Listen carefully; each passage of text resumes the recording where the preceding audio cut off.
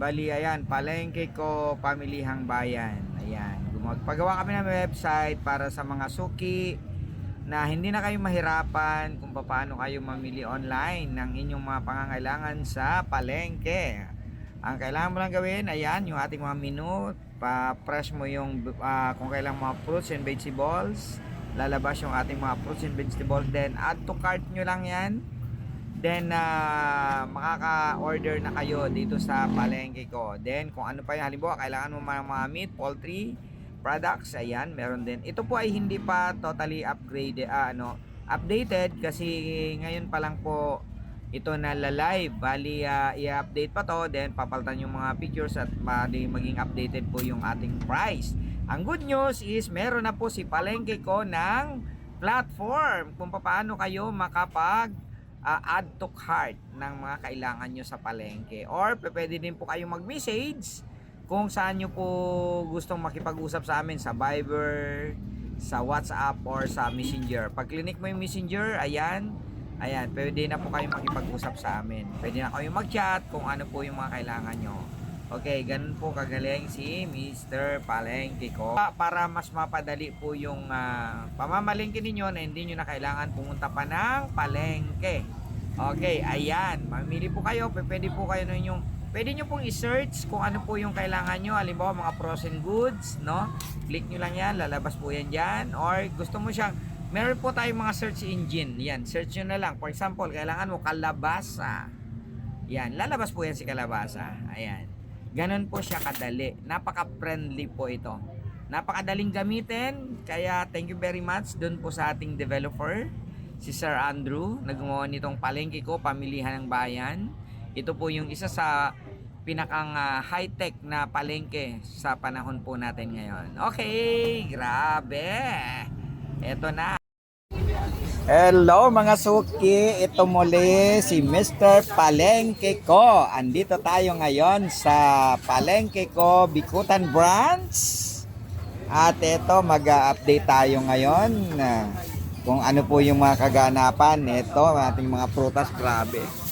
Ang prutas natin ay murang-mura pa rin. Ang ating ubas ay 150 per kilo, matamis, malutong. Ito, alam itong pongka na to, sobrang tamis talaga nito ngayon. Napakatamis at saka napakamura. Ito naman sigurado ako napakaasim kasi ano po ito eh, hilaw pang mangga eh. Okay, ayan, meron tayong rambutan, meron tayong mga slice na pakwan na pulang-pula. Kaya lang, sad to say, mga suki, yung ating gulay ngayon ay medyo may kamahalan. Hello everyone! Ito na naman tayo. Good morning! Ito si Mr. Palengke ko. Andito tayo ngayon sa Monwalk Branch. Ayan. Kumusta ang ating mga gulay? Kumusta ang ating mga prutas? Ayan, sobrang gaganda. Fresh na fresh everyday. Talaga naman sa palengke ko, lahat po ng gulay at prutas everyday ay laging bago. Ayan. Ang ano ba yung presyo ng ating mga gulay? Ang ating pong mga lettuce is medyo mababa na siya. Only 120 pesos per kilo. Yung ating lemon is nananatili pa rin siya sa 30 ang kilo. At ang talong na naman ang talagang tumaas, pati ampalaya. Ang ating ampalaya po ay medyo tumaas ang presyo, pati yung ating talong. Ang sitaw naman medyo bumaba ng konti. Dati 45 ito kahapon, ngayon ito ay 40 na lang ang kilo. Ang kamatis, talagang nananatiling nangangamatis talaga sa mahal ang presyo. Medyo may kataasan yung ating mga talbos, sobrang gaganda. Ayan. Ang medyo mura lang pong gulay ngayon ay ang ating pechay bagyo.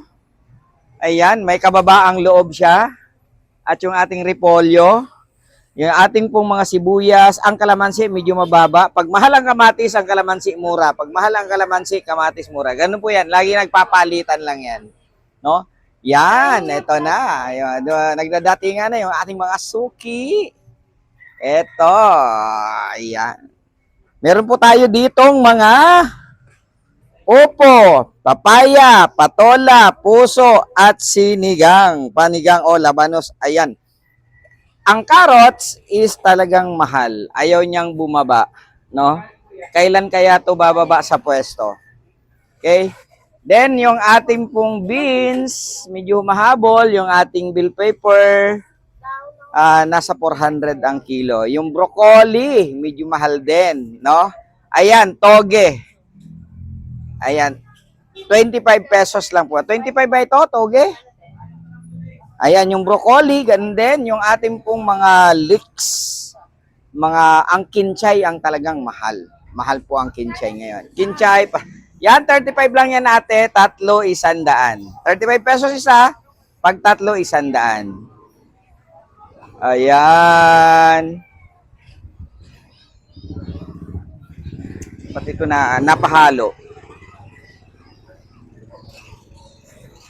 Sorry, ma'am.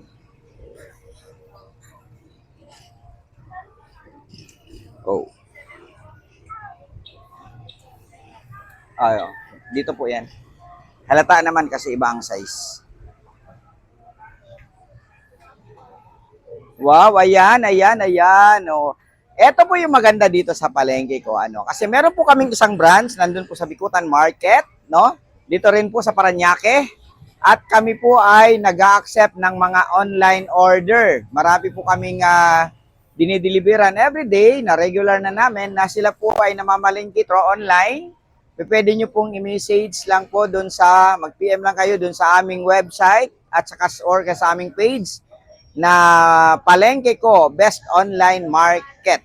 Andun po. Pwede po kayo doon mag-order, PM nyo lang, then di-deliver namin. At the same time, nag-accept po kami ng mga affiliate na walang mga magawa at gusto pong magbenta ng palengke.